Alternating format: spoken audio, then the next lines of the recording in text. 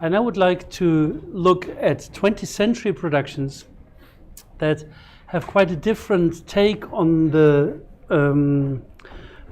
German-Indian theater relationship. And I would like to do this through the lens of a character who, interestingly, is an almost forgotten protagonist of German theater history, although he was very well known in his days and also very well published and very well read, and that is Karl Hagemann. Karl Hagemann was born in 1871, so almost about the same age as Max Reinhardt, and of course, as a theater scholar, or as a professor, I'm very happy to present Hagemann. Because he was one of the few PhD holders who ran several theaters in Germany. And if we look at sort of his career, it is rather impressive. He receives his PhD in 1900 in Heidelberg in German studies with a history of the theater broadside in the Middle Ages. Then he becomes head of the Nationaltheater in Mannheim, which is a very famous and important theater in Germany, where he stays until 1910. And then in 1910 he returns to his birthplace Hamburg, where he becomes head of the Deutsches Schauspielhaus. And this goes spectacularly wrong. So Hagemann quits after 2.5 years, and he decides to do something he, as he writes himself, has dreamed about all his life, and that is to go on a grand tour around the world. And this will become the foundation stone for one of his most prominent books I'm going to talk about in a second. He then returns in 1915 to Mannheim, where he stays until 1920 before he moves on to Wiesbaden. In 1927, he becomes head of the radio station in Berlin, which also doesn't go well. And then he starts teaching as an adjunct faculty at Berlin University. And this is where we kind of lose track of him. He reappears in 1945 when the American military government of Hessen in Germany sort of makes him head of the Wiesbaden Theater again, but by then he's really an old man in the mid-70s, and he dies of pneumonia before he can take up the post. So we basically don't really know what he did in these 15 years in between. But if we look at his writings, they are kind of spectacular and interesting, and I will focus on 3 of the core writings. The best known book is this Spiele der Völker from 1919. And this is interesting because Hagemann describes himself as a theater ethnographer. So something Richard Schechner believes to have invented, but obviously Hagemann did well before. And Hagemann published this book in 1919 as a semi-scholarly book, but also part of a travelogue. But he had published a very private travelogue in 1916 already, where he sort of really, almost in form of a diary, gives the impression of his trip. And the trip went from Hamburg by ship through the Mediterranean and parts of Africa. And then he traveled to what was then called British India. I'm coming to that in a little while. And then even further on to Japan, from which he returned. And he also wrote an autobiography that was posthumously published in 1948, which is sort of an interesting source. Hagemann is so special a protagonist because he sort of conceives of the act of traveling as something that is an epistemological experiment in its own right. He writes, I quote, "The purpose of traveling is in focusing and the growing self-awareness of the individual by enjoying foreign countries and people. The condition for this experience is a sensitivity for the multicolors of the being and not to mistake one's home as the center of the world. Rather, It means to acknowledge that every human being in every country exists in social, cultural, and economic perspective in its own right and is therefore interesting. This is in his posthumously published autobiography, 1948, probably written somewhere in the 1920s and 30s. And this is, by today's standard, rather progressive, I would say, in comparison to what other people sort of write about these travels. So I find it interesting to first try to understand what were the experiences that Hagemann made during this Weltreise, and what did he bring back to the theater in Mannheim, and what effect it has had on stagings in Mannheim. If we look at the various stations of various destinations, he traveled in quote-unquote British India by the year 1909. Sort of we see that he really traveled to various places on the Indian subcontinent and tried to grasp as many different and as many varying forms of theater he could get hold on as possible. But of course Hagemann travels with a specific bias, and the bias is towards most traditional forms he can encounter.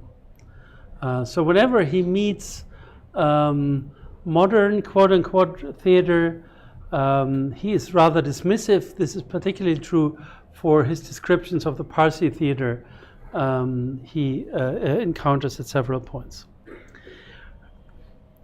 But it's interesting, yesterday I spoke about the necessity to find a language to describe performances. It's interesting how Hagemann struggles to find words, literally words, to describe his experience.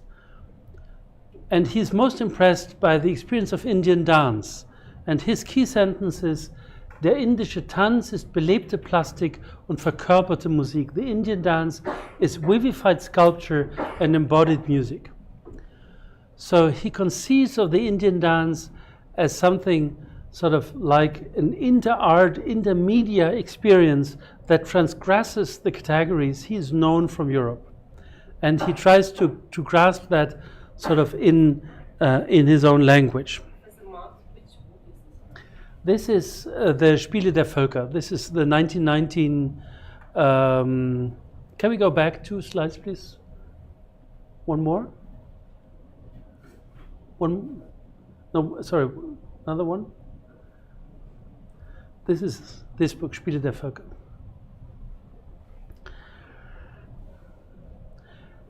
And I mean, maybe just to highlight this, and I apologize if I sort of just mentioned the obvious, but this is 1919. This is the moment when Europe comes out of the most bloody war it has ever experienced. It comes out of a moment when the peak of nationalism really has driven the European countries into a suicidal war. And sort of giving this statement, sort of presenting these impressions of the trip and saying, well, there is something to be experienced in other corners of the world that it really is remarkable. He's not a saint for sure, but he's interesting. Not saying that saints are not interesting. Yeah. And sort of he now tries to give something that is almost the attempt of a performance analysis. He tries to describe how the Indian dance looks to a readership that never experienced Indian dance, or most of them probably have never experienced them in person. He writes, the Indian dancer primarily dances through her fingers. She presents a succession of specific positions of her hands, so-called mudras, which are accompanied by certain movements of the feet and rhythmic engagement of the rest of the body. So clearly here, Hagemann sort of, as I said, tries to be specific. So he's not just generally describing his emotions, but he tries to understand what is the specific choreographic logic behind what he's seeing. But he comes to the conclusion, I quote, "For a long time I have not seen anything more beautiful, pure and refined than the art of the South Indian dance at the temple in Tanjore." And this is sort of a summary he gives of a longish experience of that night. And it would be interesting, I kind of like time for doing that today. It would be interesting sort of to look how he sets up the scene as a very immersive experience, how he sort of submerges in the atmosphere of the moment and sort of experiences something that he describes as being utterly different from anything he has seen before. Also, keep in mind the irony that someone who has run theaters for a couple of years says, "This is the most beautiful thing I've ever seen," which sort of also is a statement about the theater he has seen in Europe. And this is something maybe we should pick up in discussion later. When Hagemann returns to Mannheim as head of the theater, he decides to put on the little clay card on the repertoire, Vasantasena. And therefore he commissions a new translation by the well-known author Leon Feuchtwanger. Leon Feuchtwanger sort of at that point in his career really is one of the best-selling authors of the German tongue. He has written many historical novels, and Hagemann sort of makes a point in saying, I don't want to use existing translation, I don't want to use sort of the traditional form that Indian drama has been presented, but I want to do something very innovative, and he commissions Feuchtwanger to do that. And Feuchtwanger also gives a lengthy foreword to his translation, where he tries to appreciate the poetic art of Vasantasena. But this is not the only thing that Hagemann does. He also commissions the set design particularly for this production. And he asks, and here I come, yesterday I promised you expressionism, now we are getting there. He asks the set designer Ludwig Sievert to prepare the stage for his production. We have some poor photographs of the production and some sketches, and I will show you both visual documents. But maybe we sort of can return to the experiment we did before the break. It's there already. Sort of by describing what you're seeing. They are not shy, they just pretend. So people who have not spoken can speak.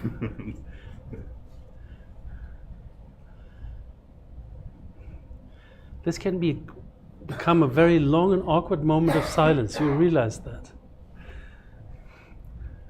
While India and Pakistan are playing cricket. So what are you seeing? Come on. Whatever you see, just sort of let's start with what you're seeing. Yeah.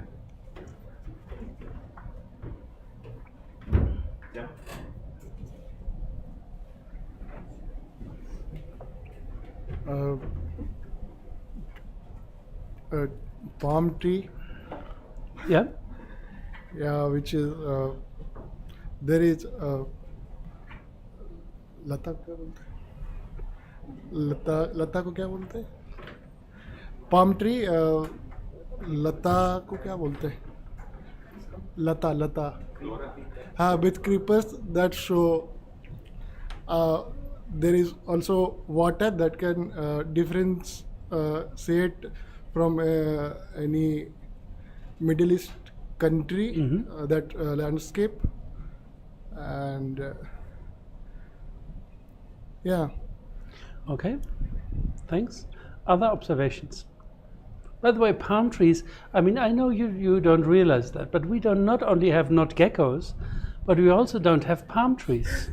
Right? I mean, sort of this is what's, by the standard of 1910, if someone would have some very precious plants in their private home, it would be a palm tree. I mean, not a palm tree, but a palm tree, high, right? So I'm taken up that way You need the Erzählstein.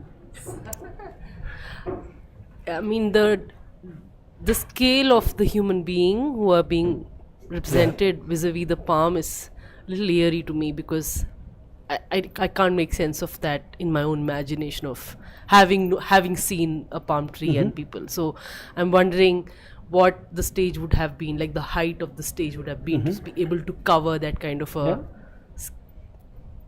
height. Yeah. Das Edena Wegline, das bedeutet, that means something cart, Yeah. earthen cart made out of Clay. little clay. Yeah, that's the title of the play. Title of the play. Because the protagonist sort of hides some jewelry in that clay cart. Yeah, clay. So what it looks like, to me, if I look this image from art historical perspective, it looks like something kind of a mid-Renaissance painting also. Okay. Yeah, in which what's the name of that painting? But what I find, it's very sublime. The kind of sublime is being produced. The idea of sublime, something which gives us a shock. Something shocking behind, some kind of environment in the background, or something mystic. Yeah. Yes. There's something enigmatic about the scene, right, Nisha? I'm more sort of this, this costume and this sort of stance. It's how do I put it? It's so there is some sort of fetish or sort of commodity that it is, because in Indian sort of Hindi cinema, this is used in the 40s. This sort of Sohrab Rustam movies use this sort of to show a very sort of Persian Mughal influence. So there is this. So this is being used to represent Indian context, but India sort of uses it to represent a different history of a sort of of its landscape. So I mean, I feel the costumes are much better than the previous one that we saw. Well, that was easy to match, right? And also, like she said, I feel, because they're palm trees, I feel that what are they doing on a beach? Very good, very good. Can we see the next slide, please? Can we go back to that image once? Oh yes, can you go one back, please? Sorry. Yeah. And this scalloping of, I mean, the frame. Yeah. Yeah, I mean, what does that? I mean, I'm just wondering. Can we go a couple of slides before? I want to show that. No, sorry, that's the wrong direction. I meant go more. No, once more, please. We'll see these at length. Don't worry. Here. This is sort of the set design that Ludwig Sievert prepared. So this is, yesterday we spoke about the specificity, also about the traces. Clearly the photo doesn't transpire the sense of color and also the sense of tactility. So obviously Sievert had in mind to have something like a frame or an additional proscenium arc. And of course it resembles the typical Mughal dome, or at least what Germans in 1916 would think of the typical Mughal dome. But it also has another effect. What else does it remind you of? Tamalika?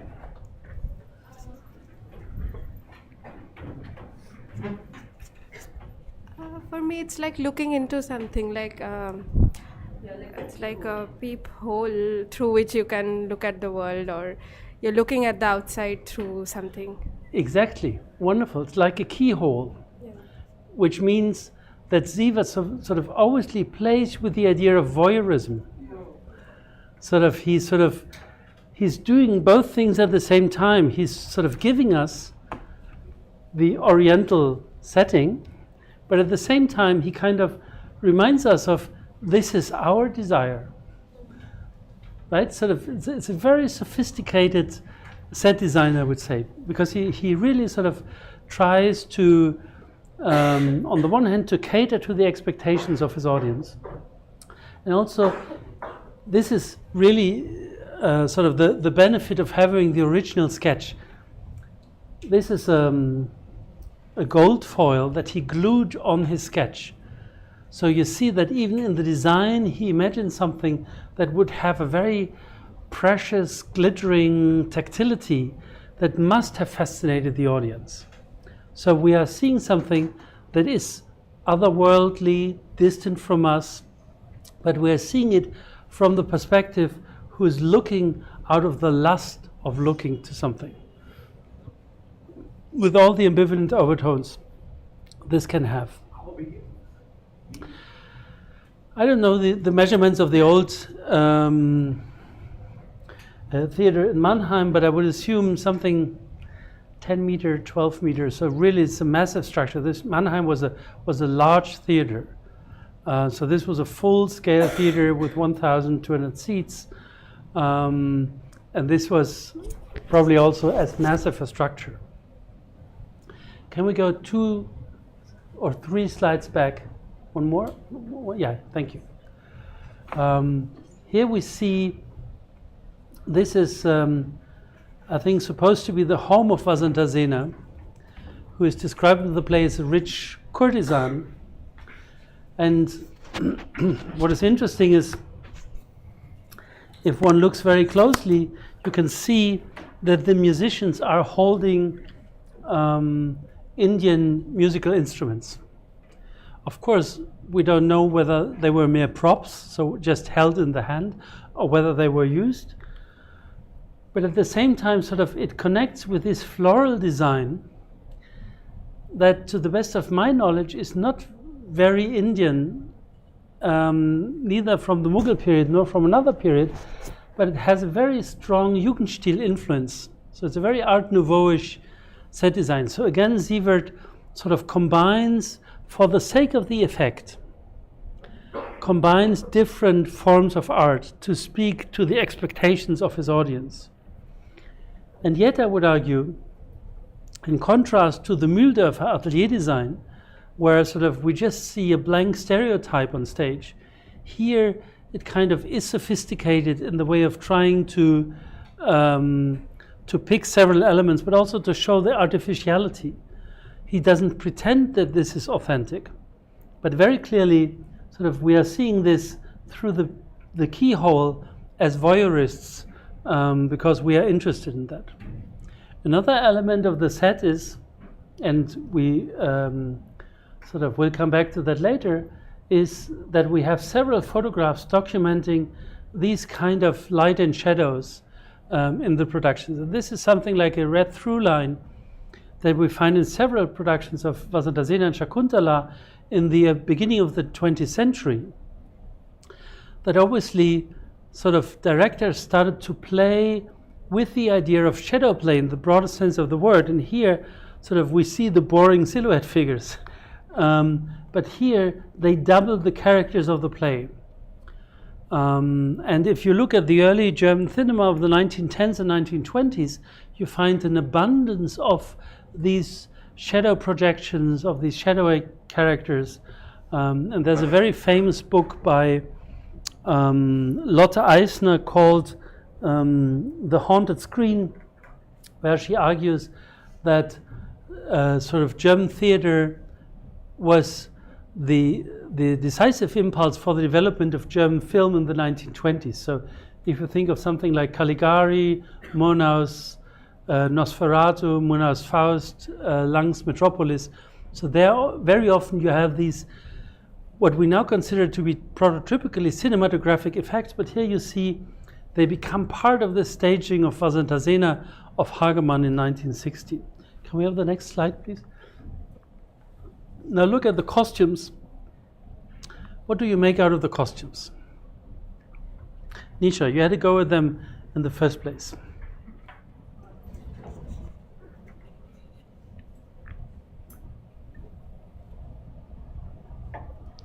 This side is very shy. Let me make an offer.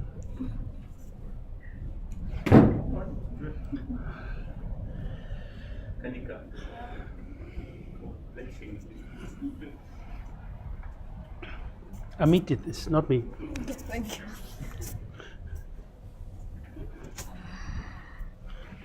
Just describe what springs to your mind.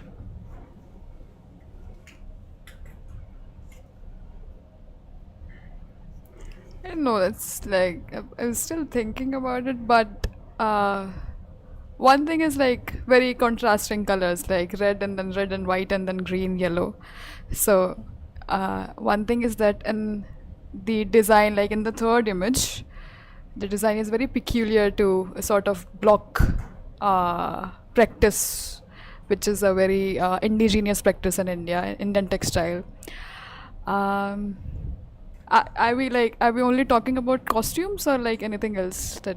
Whatever comes to your mind. I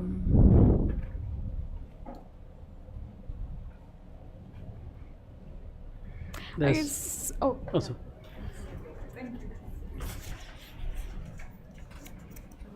They look very Germanic, actually, or I don't know. I thought of Midsummer immediately when I saw the costumes. The film itself, Germanic. Yeah. I think I can, Yeah. if I can say that, in terms of the color contrast as well. I thought there. That is it. Okay. Circus. You need to have because otherwise the people on YouTube will be cut out. I felt like the posturing and the costume is more of a circus sort of. It has a circus vibe, acrobat, and I mean, there is a sense of, in terms of dress, there is a sense of excess. Yeah. But it is also sort of. It's very clear that it is for performance. Yep. That performative Yeah. aspect of it is very clear Yeah. in itself, and the stances of each of these, sort of the physical stance that each of them take, has a sort of a vibe of not only performance but sort of some acrobatic. I don't know if but something of that sort. It's a very physical gesture. So it's very clear sort of that the performance is using a very physical language. If you sort of look at the posture, for example, of this character, it's almost grotesque, right? It's as if he sort of would turn himself into a ladder or something.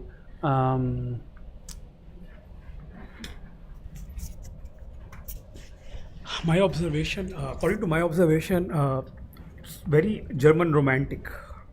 I mean, the German romanticism is still working there. And the other thing I find Nietzschean idea, because Nietzsche, if you see Nietzsche, he talks about such characters like buffoon, kind of Zarathustra, those characters, and that character, the corner one, dancer is very important in Nietzsche.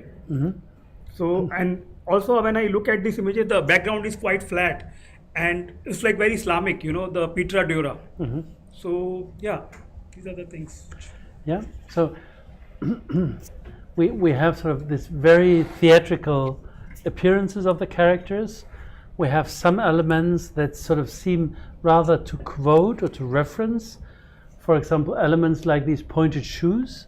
If you see them at the photograph, are they pointed? I don't think you can walk more than 2 meters with them. Sort of, it's using this referentiality to something that is known as a pattern of Orientalism. At the same time, we have, for example, also these very expressionistic patterns of something that resembles a floral pattern. It sort of looks a little bit like leaves, but it gets more expressionistic, and it's using colors on purpose to signify a meaning that goes beyond the surface value. Sort of it's like a code that Sievert is establishing. Can we see the next? So again, here you see the dresses very stereotypically sort of referencing certain elements, but also again, as part of this modernist discourse, geometric patterns projected on organic bodies. So this is about 8 years before Oskar Schlemmer produces the triadic ballet. sort of, and Bauhaus sort of tries to talk about this connection between abstract patterns, and so it's a very playful and powerful way sort of to use these different patterns and elements. Can we see the next slide, please? The next one. So here again, you have the palm trees, and I think it kind of gives you the idea sort of that this is the fantasy of a very vegetative, floral environment, and you see what we are missing from the black and white photograph. You see this explosion of colors of green and yellow, even stronger than we've seen it on the photograph. The next slide, please. Yeah. So what is remarkable about Hagemann's take on Vasantasena is that he sort of does not make the claim of, or he does not simply appropriate the play, but he sort of puts it into dialogue, into questions he has been concerned about as a director and head of a theater for quite a while. That's the language of modernism. That's the translation to an audience that is not culturally familiar, neither with the plot nor with the cultural background of the play. And he tries to find a visual language that sort of offers an aesthetic experience. And he puts this imagined India into this ambivalent position that on the one hand, it is very distant from us. We can only see it through a keyhole. But at the same time, it very much appeals to the aesthetic pleasures and interests of the audience of 1915, 1916. So I think this is one of the most thoughtful and intensively prepared productions of the play before 1930.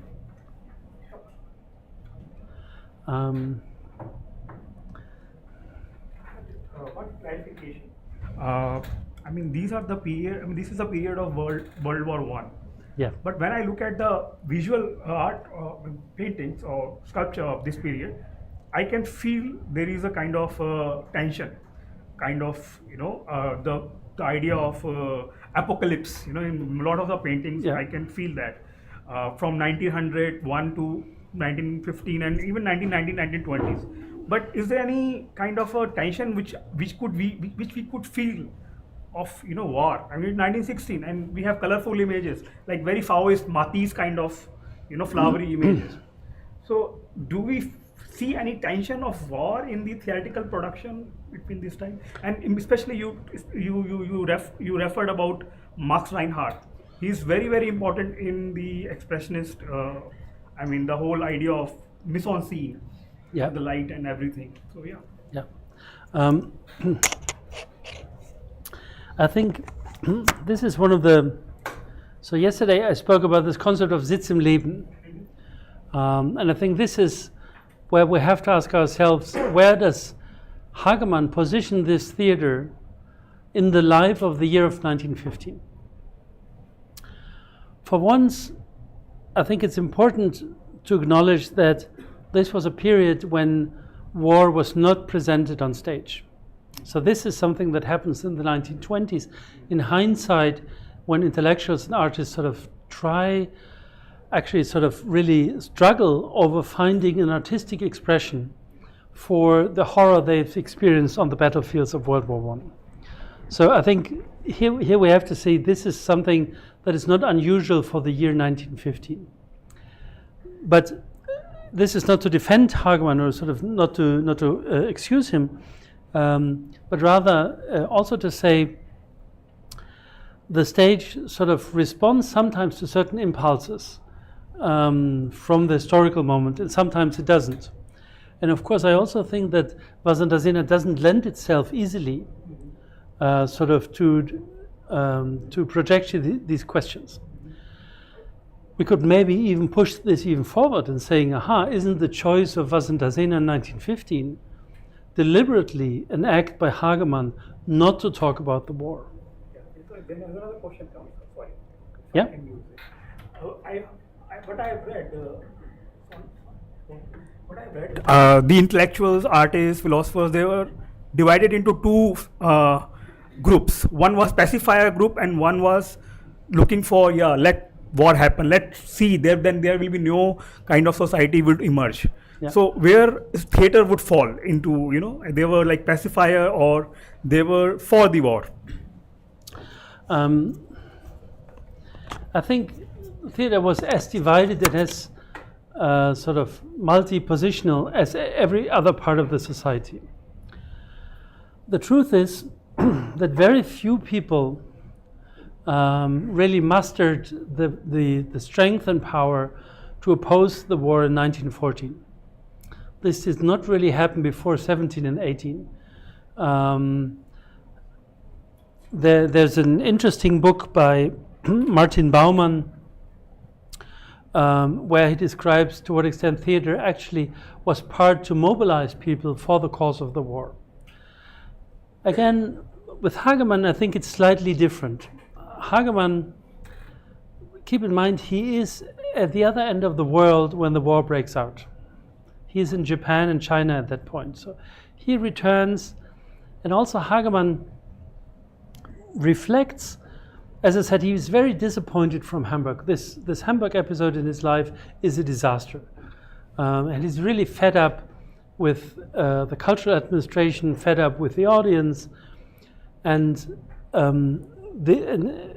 this tour of the world sort of is an attempt very similar to an experience that is typical for the second half of the 19th century, trying to flee the exhaustion of the European continent.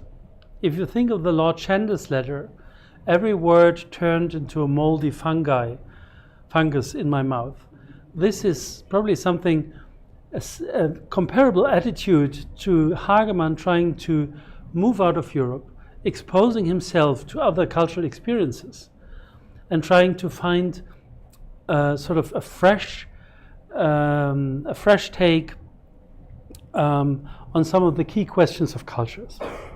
He returns, and one of the first plays he stages is Vasantasena, which is neither very patriotic. So this is none of the plays sort of you perform to keep the people on their heels for the cause of war.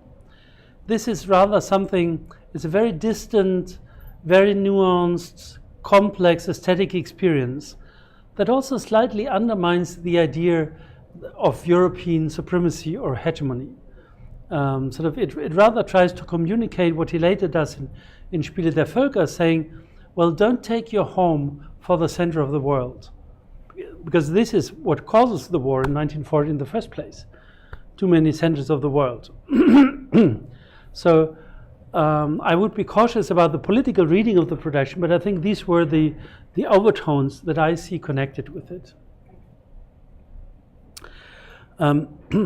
Before I would want to stick with Hagemann for a little bit longer, but allow me a little bit of a detour, because in 1923, so this is 3 years after Hagemann has left Mannheim, Ludwig Sievert, who had done the set design for the 1915 Vasantasena, does another version of Vasantasena, and this time for the director Richard Weichert in Frankfurt.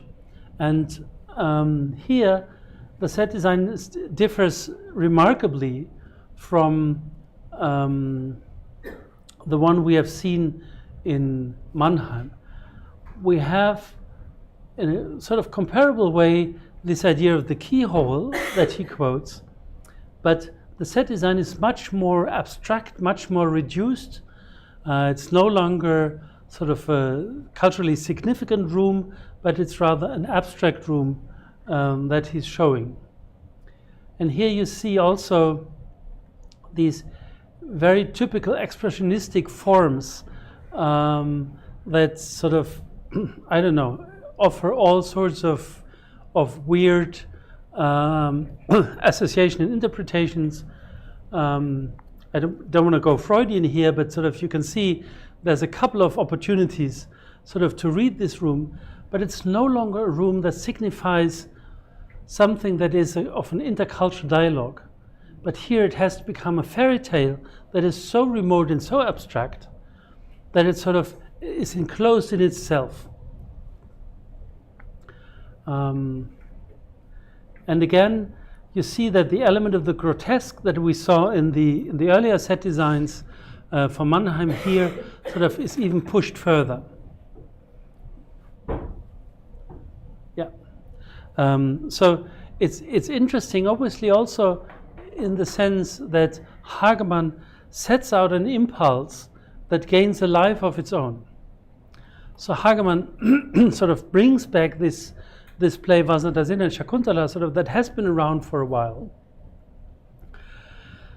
that has been sometimes performed, at least it's known by theater people, but obviously he has delivered a key that allows people to think differently about it. We will later see some other designs from the 1920s.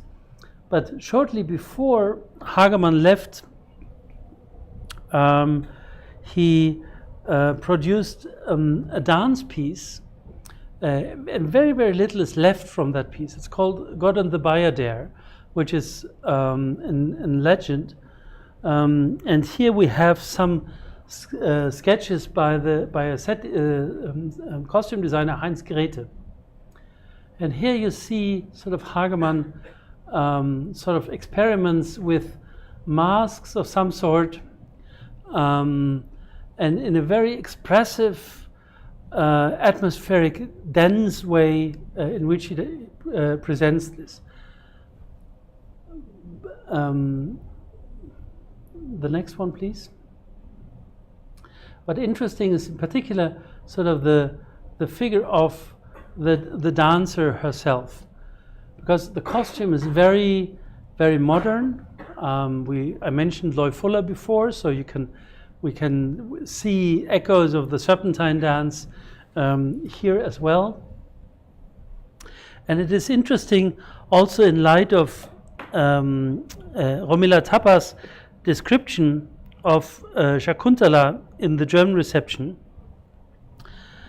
that in his autobiography Hagemann recalls the casting of the dancer for that play, because he for some reason he lacked the protagonist for the key dancer, and he remembers a mother coming with her 15, 16, 17 something daughter who had no formal training but who sort of wanted to perform. And for some reason, Hagemann gave her the chance of a trial performance, and he took her because the argument he makes is she was the pure movement without formal training. Romila Tappa has said Shakuntala had an appeal to German Romanticism because it represented the beauty of womanhood and the amalgamation of the figure with nature. And Hagemann, with the God and the Bayadere, sort of tries to stage something very similar. But he does this sort of also by referencing a very spectacular dance performance that must have been known by the people of the day, and that is L04's dance with the serpentines. So I would argue that Hagemann's experience of actually traveling to Asia, traveling to Africa, to experiencing other performance cultures, provided him individually with an ability to think of different aesthetic means. So it opened up the catalog of means and forms he could think about. And clearly, if you, for example, compare the two Weichert versions of Vasantasena, clearly it must have been his influence that makes the difference between the very expressionistic, very abstract version of 1923 and the much more complex version of 1915, 1916. The same sort of holds true for the God and the Bayadere by the sketches by Heinz Grete. So Hagemann is an interesting case in the way that he sort of stands somewhere in between an intercultural dialogue. He sort of can rely on experiences he made himself, but at the same time it remains a monologue. This is still a monologue within the Western tradition and the Western practice of theater. He never gets to the point of saying, oh, I need to try to cast one of those wonderful Indian dancers for a show in Mannheim. He never sort of really tries to reach out and to get into a dialogue. He remains an observer. And this is probably one of the weaknesses in terms of interculturalism of his approach. But still, it marks a shift and an opening, I think, that has been very fruitful for the German theater in the afterplay. Questions so far? Yes.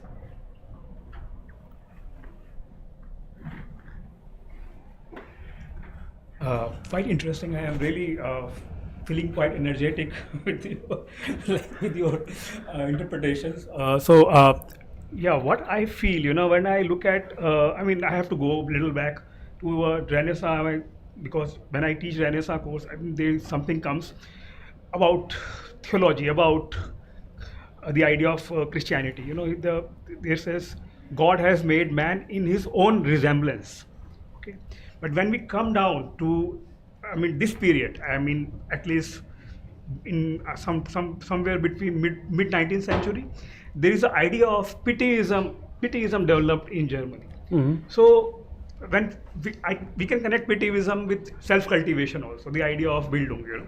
So you said there is no dialogue, though interculture. Maybe it's a kind of a pietism that German people or the German intellectuals, they were trying to find their ways of cultivation by engaging with this kind of kind of creativity.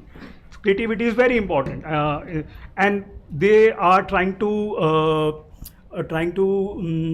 replace the whole idea of the conventional religion with the kind of creativity. So if you have any thought on this, that would be nice. Yeah, thank you.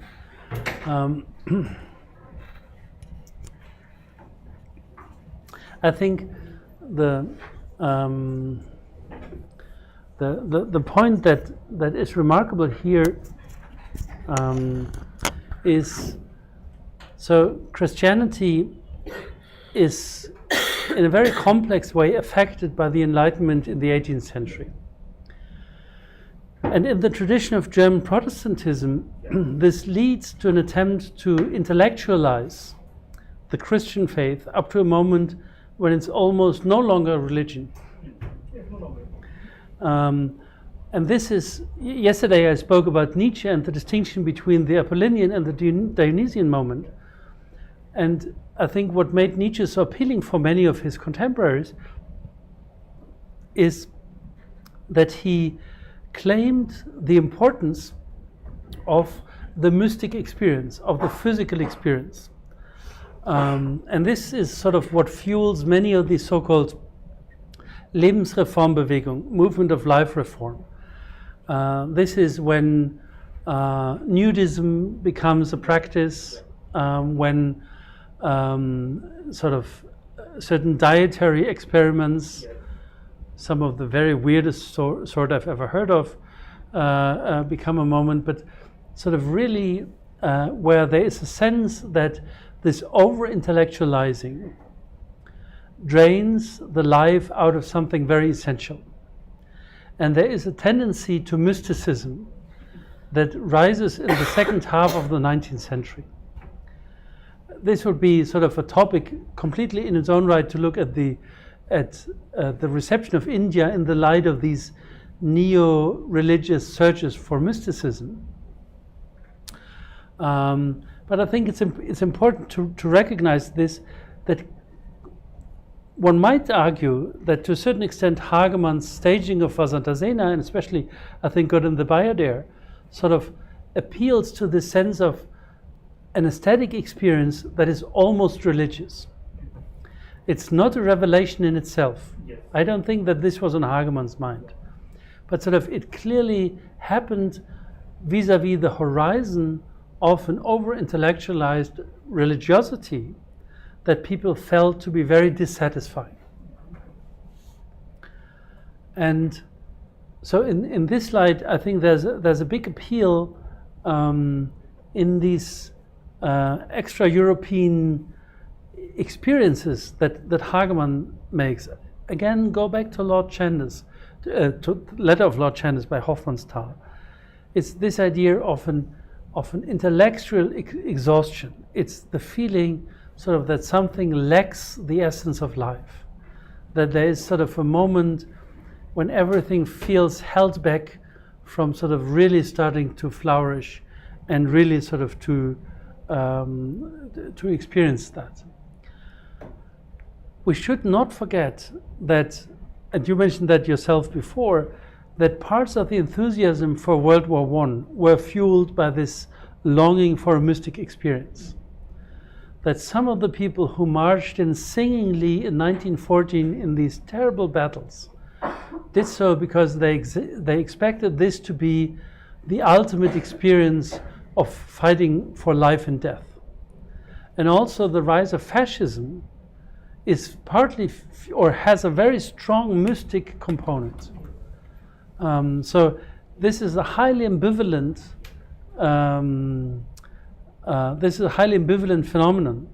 It's not emancipatoric in itself. It's not liberating in itself. But it is sort of, it speaks about a longing that some of these performances clearly sought to address in one way or another.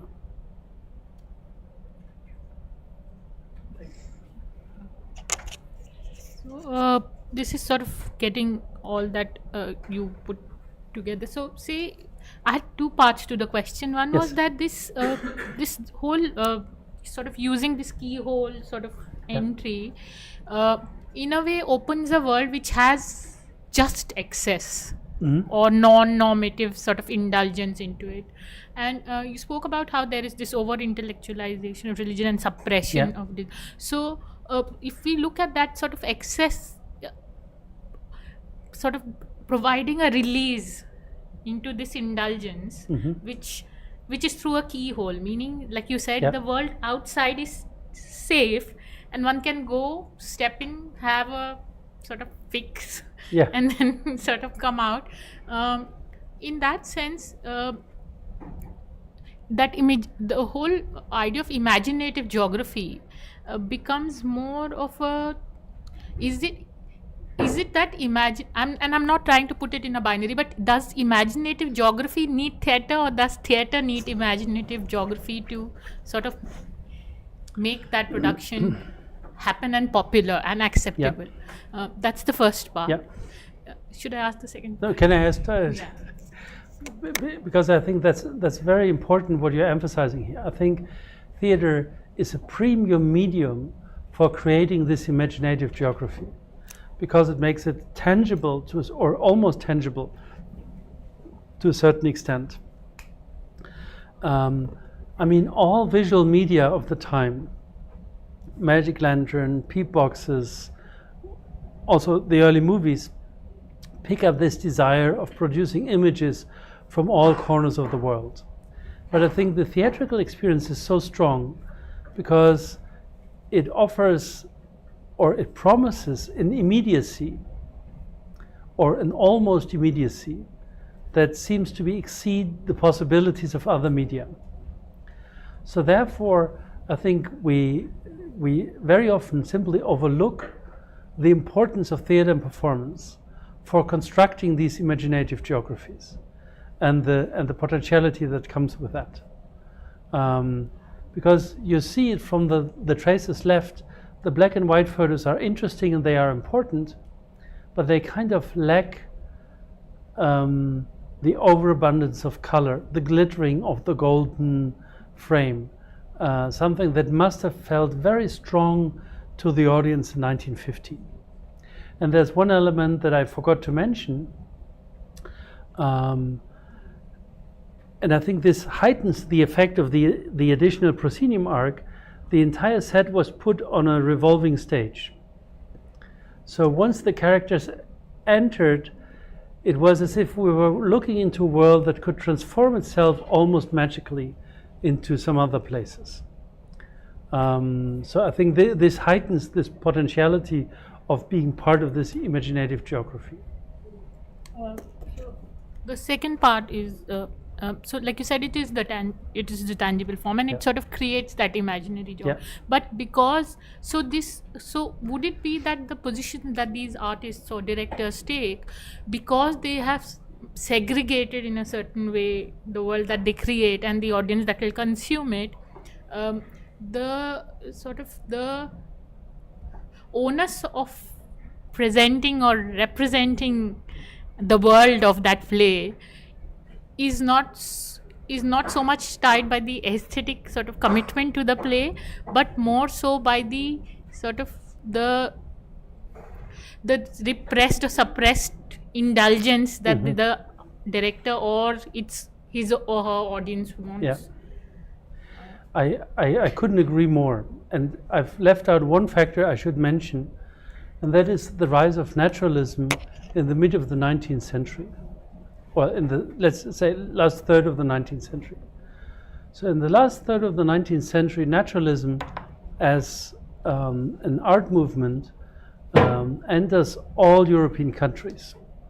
Ibsen is the dish of the day, presenting stage productions with the utmost realism is sort of a doctrine almost everyone subscribes to. I was telling someone during the break, there's a passage in a letter by Max Reinhardt, who started as an actor playing in many of these naturalistic plays, and he says, I hate naturalism because almost every day I have to eat dumplings and cabbage, because to make it more realistic, sort of actors would actually eat on stage. And he said, I can't take it anymore. So this is 1905, 1906, when there sort of is a desire also to get out of this paradigm of photorealism, this paradigm of being sort of precise to the most meticulous detail. And this is the opposite. This is sort of an opportunity, as is A Midsummer Night's Dream. This is why I've chosen that, sort of to present a world that is completely different, where no one sort of is able to ask the question of whether this is truly the reality of a Berlin Hinterhouse family of proletarian descent. So I think it is this ambivalence of indulgence and overindulgence sort of that sort of comes into play here. Yeah. Can we go back to the 1923 version of Vasanta Sena? Can we go back a little bit, please? No, not one more. One more. Yeah. I mean, one way of looking at all of this is through the lens that you provide of Hagemann and the idea of the Oriental, but to me, this is also, say, in some sense, representing the German expressionist movement, right? And it's the same time. Yep. And how does theatre sort of use, say, that kind of a expressionist mode to, say, imagine a text like Vasanta Sena? Absolutely. Thank you so much. I mean, sort of, this is Richard Weichert is one of the protagonists of German expressionism. So he's one of the directors creating a new theatrical style that sort of plays with the proportions, plays with sort of, distortions of the proportions as we see it here, no longer tries to present realistic spaces, but doing something very different. And my argument would be that sort of Hagemann kind of created an approach to this Indian play that would even give license to someone like Sievert, sort of taking advantage of rearticulating it in the aesthetic language of expressionism. So here is no longer the attempt of an intercultural dialogue. Here is no longer sort of a bridge building to a cultural practice, a cultural language that is very different from the own European language, but Here, it really has become, as you said, just another masterpiece or textbook example of German expressionism. Can I ask Amit a question?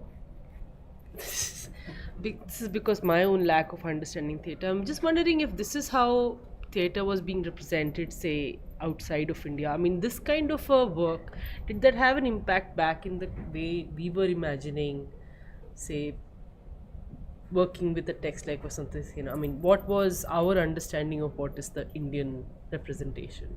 Did it get... No, back then, in the same time.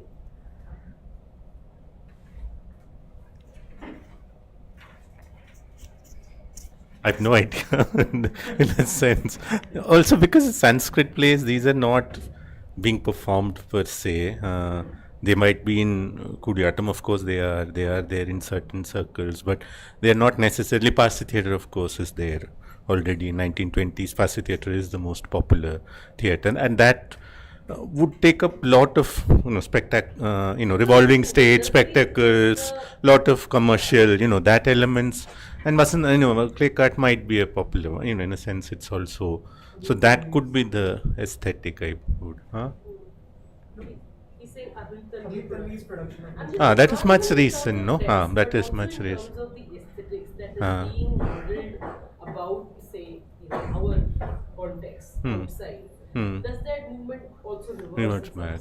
But this Parsi theatre, of course, is picking up a lot of things from outside, and then it's sort of mixing things up, and then kind of maybe travels also quite a lot. So that too definitely is happening. Yeah, but I will pass the ball to Peter, because I had a question which is sort of really. Can I sort of just make one brief remark, because if I'm not entirely mistaken, this is about the same time when the Zorabi family theatre sort of is picking up this idea of the backdrop as a specific kind of scenery. So I think that would be interesting. I mean, I'm aware that the Zorabi family is a very special case. Unfortunately, Anuradha isn't here today, because then we could sort of ask her immediately, but I think that would be probably the closest to a point of intersection. Yeah, but backdrops are always a thing in Indian. No, but I know sort of that the Zohrabis are introducing this at the beginning of the early 20th century with reference to European style scenography. Do you have a question? Can I help you? Sorry, didn't mean to interrupt you. But doesn't that have to do with being a sort of... No. No, Amit had a question. No, I just wanted to ask, because I think it's quite serious, because you brought up Midsummer Night's Dream before this also. You are bringing Vasanta Sena here. Now, something very kind of intriguing, even the earlier things that you had done about Midsummer Nights. Now, Vasanta Sena is very interesting because it's also a comedy. It's a comedy, It's a farce, even though it has really grotesque stuff happening, gruesome things. Yeah. But it all turns out well. It has a thing, at least, even in the context of war and all, there is some kind of Buddhist, there is some kind of generosity, kindness, there is certain kind of narrative.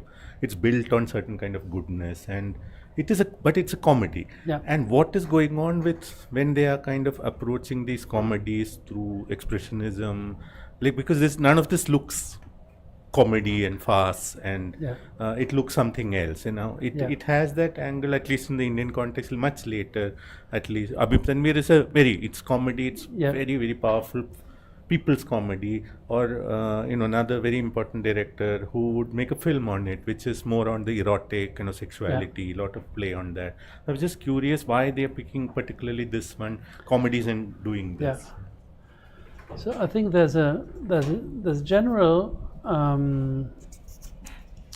puzzlement by German theatre makers about the poetology of Indian drama.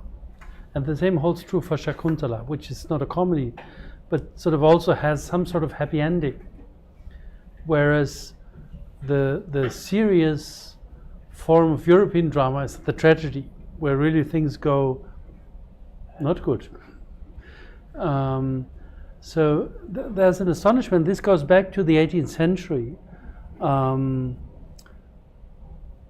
What sense do you make out of a dramatic genre that sort of has such a programmatically different attitude towards the question of conflict and tragedy in comparison to the European tradition.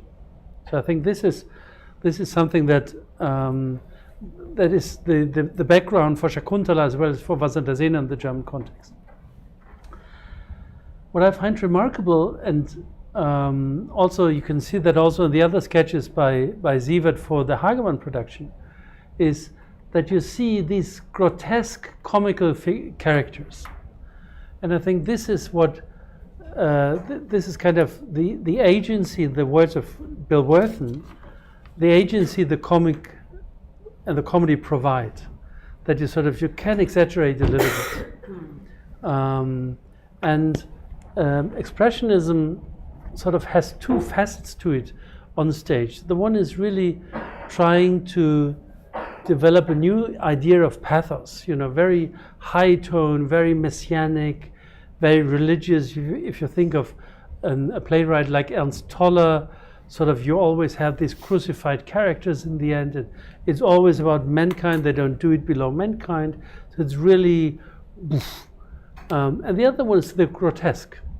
And there's an interest in the comic and in the grotesque and in the light playfulness.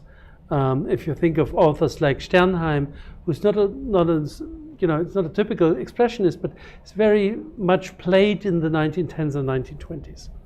So I think the appeal of Vasantasena is especially the comic or the comedic attitude of the play that gives license also to a playfulness with the various elements and aesthetic forms. I think this is what the comedy provides much easier than a tragedy or a more serious play. And the question of the erotic, that's a special one. I mean, really Romila Thapa has very beautifully and extensively written about that, that sometimes it simply is completely lost on us, where especially the British took offense or thought they could take offense, and how they've, especially from Shakuntala, cut out almost all the good parts, which is, by the way, something that also happens to Shakespeare in the same time. There's the German word Bowdlerize. Does anyone of you know the term Bowdlerize and what it means? It's a very British word, and to Bowdlerize means to sanitize a text from all erotic overtones. And it honors the memory of a British pastor called Bowdler, who at the beginning of the 19th century thought, if children are attending Shakespeare performances, we need to make sure that nothing is about erotic details or anything else. So this is a trend in the 19th century. So this is something we would need to discuss in its own right. More questions? Yes. This was just with the discussion around the backdrop. Yeah. And so when you say that, a lot of these inspirations on the backdrop also came because gradually there was more proscenium stage that was being introduced. So did it come as, would one say that it came as experimentations to the stage, or more as a sort of a compulsive imagination of the structure of proscenium's backdrop? Thanks. That's a very interesting question, because here I think Indian and German theater history are going in directly opposite directions. So my understanding, but you are the experts, I'm just a neophyte to that topic. My understanding is that the proscenium arc and backdrops are a comparatively late introduction to Indian theater, as are indoor performances, which were much less common before. The European theater at the beginning of the 20th century exactly tries the opposite. So directors like Max Reinhardt, he's desperately trying to get out of the theater. So he performs in the circus. He does open air performances, which, by the way, in Europe is not a very good idea. And so he's experimenting with a very different form of aesthetic language. So what I find so interesting, especially about the 1915 production by Sievert, where he has this golden Mughal dome silhouette, is that he is trying to make use of something he probably could not get rid of. He was bound to that theater. There was a proscenium arc. So he's trying to reinvent it and to give it a new meaning that is different from the regular meaning that usually sort of was in place.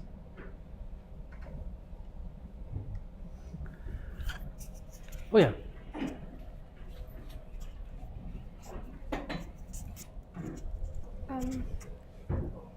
I was thinking about something that since Hagemann also talks about this Weltreise, like tour around the world, and he mentions this from Africa to Southeast Asia. So I was thinking that in all of this imagination of Asia, were there also influences of maybe travels to other parts, or like maybe African influences? Because in one slide I felt this figure, his costume was very West African sort of. And other in the masks also, in everything I was thinking, was there maybe in the imagination of India also a certain other influences from other things? Thank you very much. I will try to answer that as follows. At the beginning of the 19th century, the philosopher Hegel, in his lecture on world history, describes an imaginative geography of the world that basically outlines a world according to the idea of European supremacy. And in this logic of Hegel, and Hegel is just one of there are other representatives of that as well, but sort of Hegel, for example, describes Africa as, quote unquote, a children's continent that doesn't have any memory of its past. And by comparison, he says Asia is this continent that has almost much too memory of its past. So it's a very political outline of the world according to the idea of European supremacy. It's really the backdrop of European colonialism. Hagemann, to a certain extent, travels along the lines of this imaginative geography. So he more or less bypasses Africa. He acknowledges the powerful dances and the rituals, but sort of he never sort of sees eye to eye to the cultures he encounters. This changes when it comes to India, to China, and to Japan. Japan actually is so enigmatic to him that he thinks this is the absolute peak of culture because he simply doesn't get it. So I think it's important also to see where Hagemann, with all the nice things I've said about him, sort of still is a man of his time and sort of is a man of the political order of European colonialism. I think he goes to the limits rather far, but still doesn't overcome them substantially. There is, maybe if we sort of, if we jump a little bit ahead, because I don't want to miss that. Could you go to slide 64?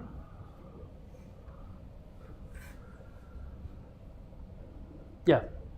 So Hagemann describes a very beautiful scene, and I think that's so interesting because it actually speaks to your point. So Hagemann travels to, I think, what is today Myanmar, if I'm not mistaken. And he hears about this famous performer he wants to see, but he's on a very tight schedule. So his train is leaving, so he makes a huge detour to see this guy performing. And he arrives in the afternoon, and he definitely has to leave by midnight, because otherwise the rest of his trip sort of completely falls apart. So Hagemann arrives in this small village where the performer is due to perform, and he's sitting in the audience, and sort of the dark starts to set in, and the lights start to flicker, and they show an American Western movie. And Hagemann is upset.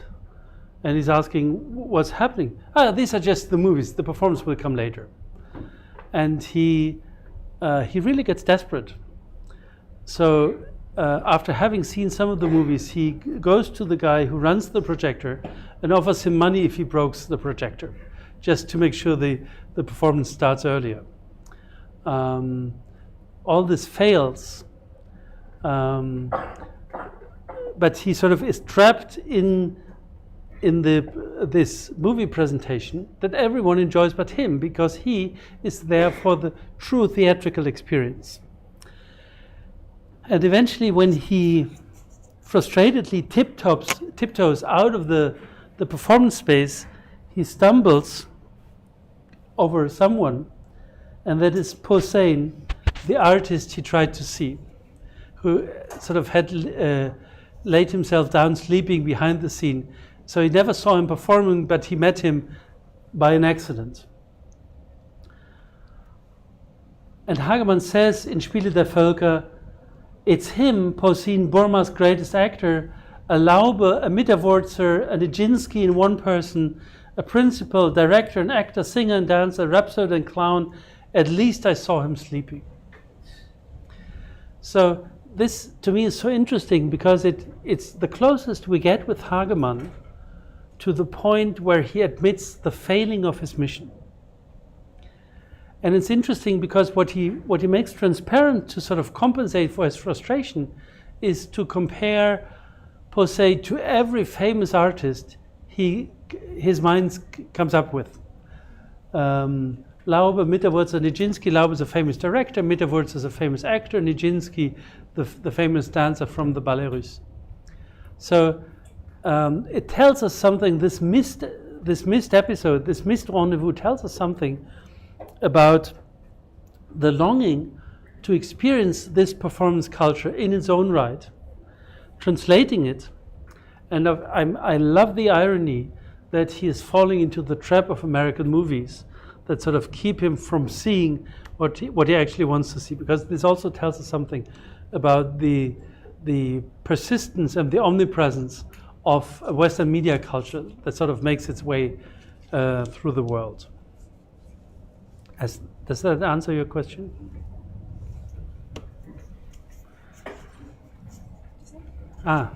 Sorry, I think there are questions. It's just a brief question, but would you consider yourself in a conversation with Edward Sitter? Because there seems to be a lot of resonances between what he says and what you are saying as well. I'm just wondering if you agree or disagree with him.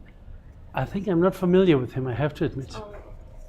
But if you let's talk about that later. I would like to get the bibliography in any case.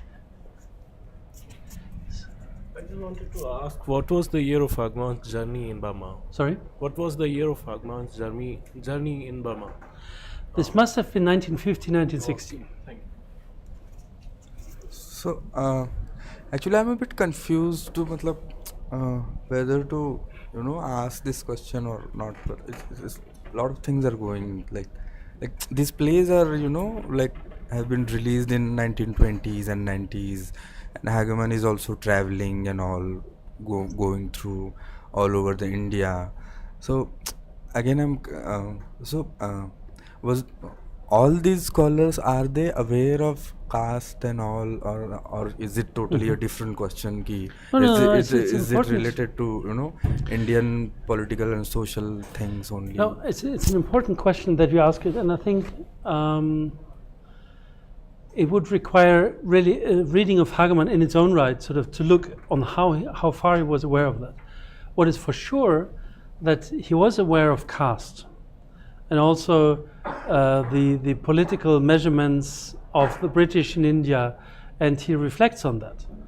Hagemann, and this is in his autobiography as well as in the earlier travelogue, it's interesting because he describes the passage on board of the ship almost as a little Kammerspiel, a little play in its own right, because there are Americans on board and there's a missionary, and Hagemann is sort of sometimes very annoyed by a specific kind of European because they are so full of themselves and they are so disrespectful for the cultures they're going to see.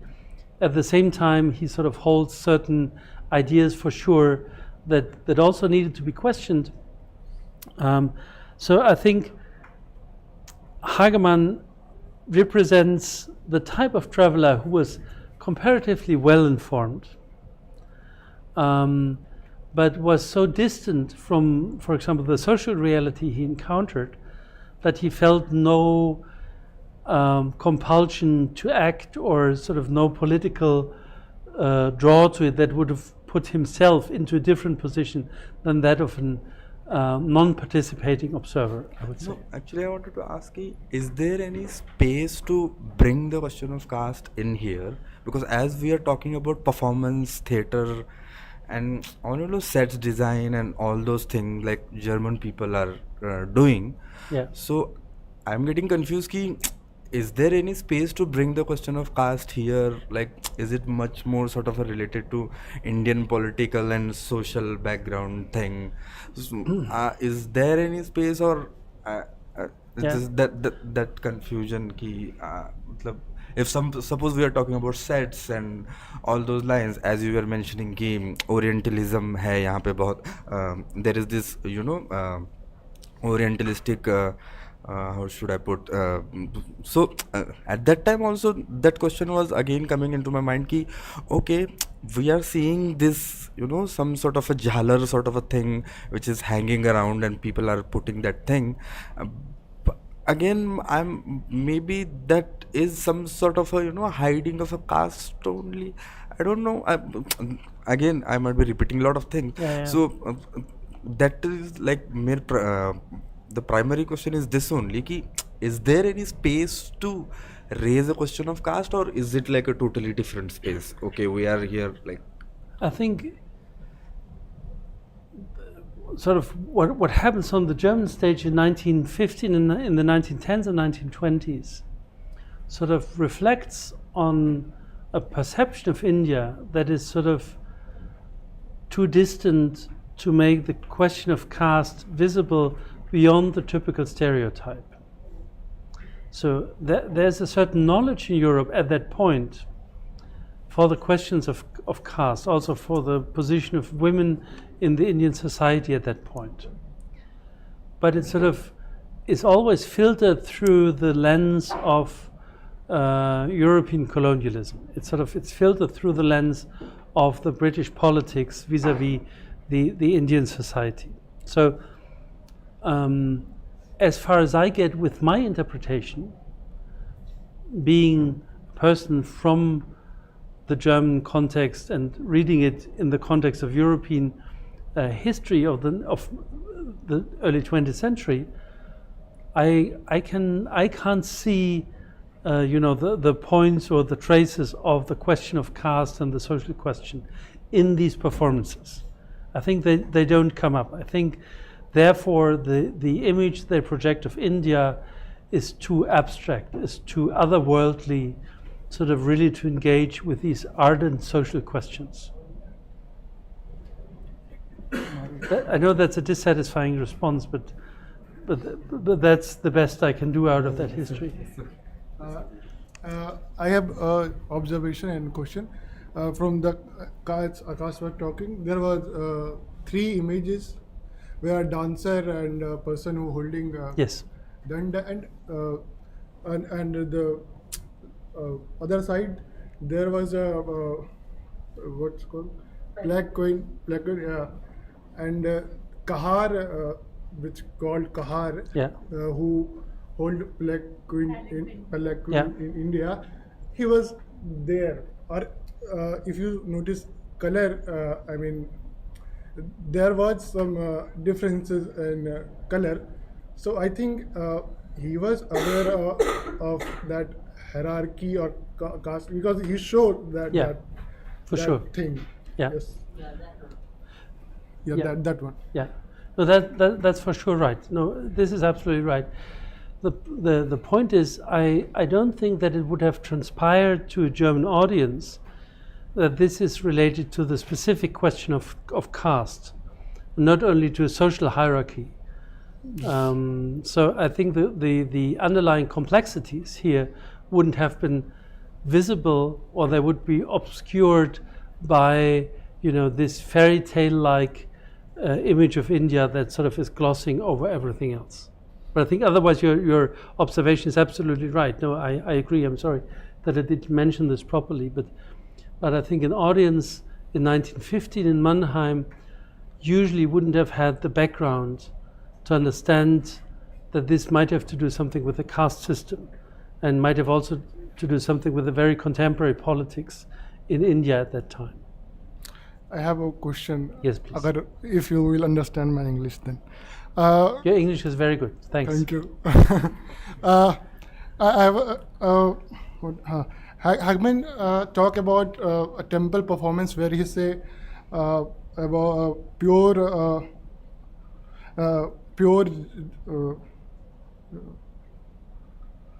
Can we go back a couple of slides so that we have pure and refined movement. Stop. Movement. One more? No, in the other direction. Sorry. Stop. Back? No, back is the other direction. I want to see the quote once more. I can read it out if you want. Yes. Meanwhile.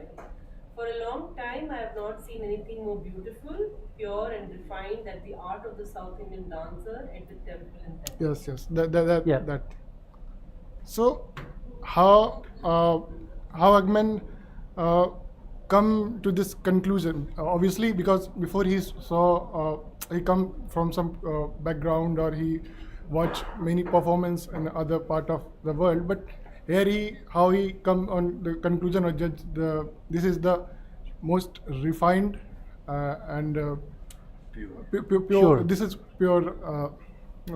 How he come to the? I mean, how different was that from Europe or here? I think the point here, so the idea of purity is something that is very current in the discourse of modernism and modernist dance. And I think what it means here is many of the choreographies in Europe at that time sort of would have some sort of plot where they sort of tried to convey a more or less complex and more or less intelligent story through dance. And as a criticism against this kind of narrative overload for choreography, where you would have sumptuous costumes and anything else, sort of, there comes the idea of the pure movement, the purity and the abstraction of the moving body per se. And I think this is what Hagemann identifies. So clearly the term beauty, purity and refinement is something he measures against his European experiences. And this is what makes it so remarkable, because he says, here I find something I'm lacking in European theater, where there are too many costumes, where there's too much plot really blurring over the pure movement and the aesthetic core of the dance as an art form in its own right. So I think this is really a testament for his dissatisfaction with European theater. Basically what he's saying is, even though he was responsible for many productions himself, this is where he found something that is the closest to the idea of the pure movement, of the excellency of a choreography and of a dancer. Okay.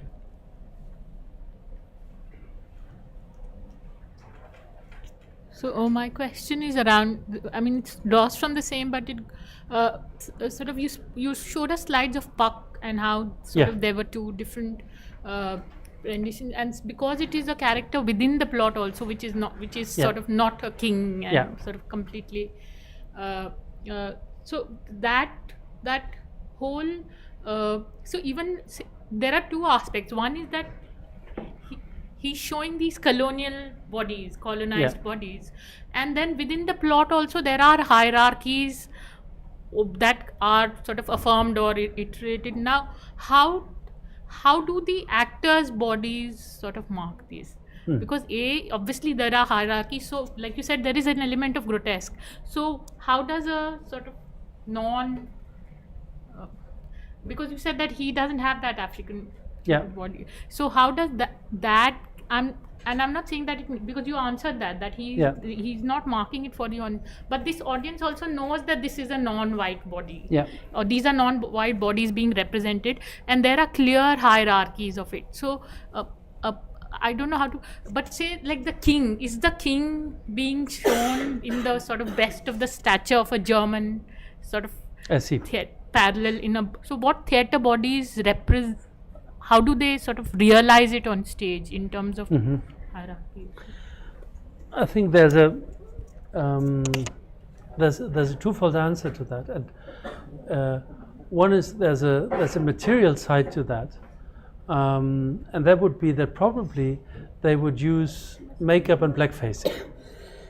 So that because this was very customary in Western theaters at that point, and this was something that was not problematized at all at the beginning of the 20th century. The second answer sort of might be a little bit more complex and varied, and that is that what we saw were the sketches by Sievert. And I'm not sure that the actors were able to carry out what Sievert and Hagemann imagined. If you sort of think back of this production of God of the Bayadere, and this anecdote about this untrained young girl that he cast for this one piece, and he says she disappeared afterwards, never performed. I mean, she did the production, but after the production, sort of she simply disappeared. And I think this is significant also in terms of that he was looking for a physically able but untrained, so unformatted body of an actress. So I think clearly what we see in Hagemann, and this also has to do with the statement, sort of is a dissatisfaction with the aesthetic languages and the repertoire of physical abilities that sort of were available to him. And this has a long tradition in the discourse of modernism. There's a very famous article by Antonin Artaud about his visit of a performance of temple dancers at the Parisian World Fair, where it sort of has a very similar description like the one Hagemann gives here. So some of these guest performances very clearly gave the spectators an impression that there are very different bodies, very different repertoires to perform. But they still sort of, it wouldn't go as far as to cast one of them for these performances, or really trying this as an intercultural collaboration. It remains sort of in the asymmetric logic of the 19th and early 20th century.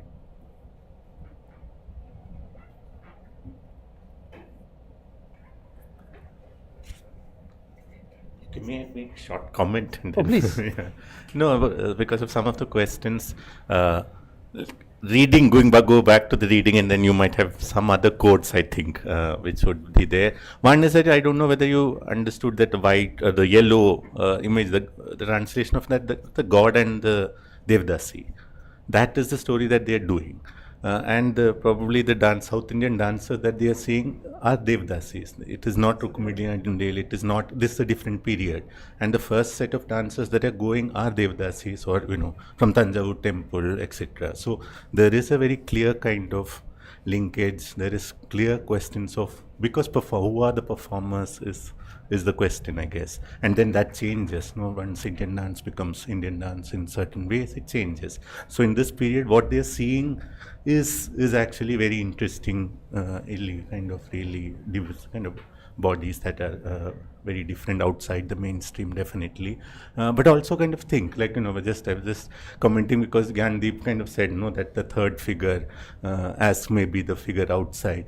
Probably if I make a educated guess, I can say that that's a character would be the thief, because the way slightly pantalonish, slightly he looks and he's looking into the thing. He comes across as the thief character, which seems to be the very ordinary, very, very funny, very kind of plays a crucial role there. But we should also keep in mind when we look at it, possibly can we just translate caste as blackness, no? Which is not. In race, of course, in blackness we do, and we see a lot of that staging in visual terms, but not necessarily so much. Is it that the right mode to do it? Something that we could keep in thinking about.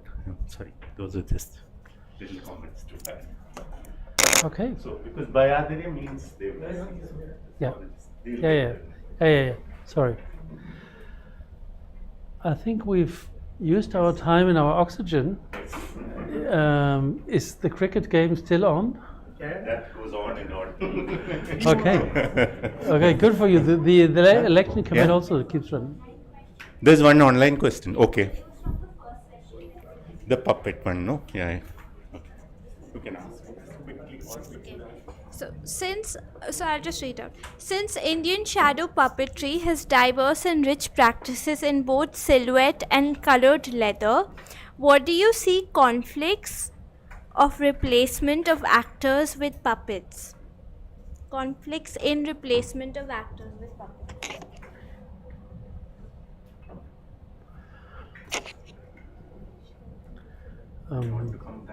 Yeah. Maybe we put that to the last day when Anurupa is here, because she's the expert, and then we can pick that up. My apologies. Yeah, so we'll take that question last day where we are doing puppet in a much more sort of concentrated way, focused way. Okay, so we end for today.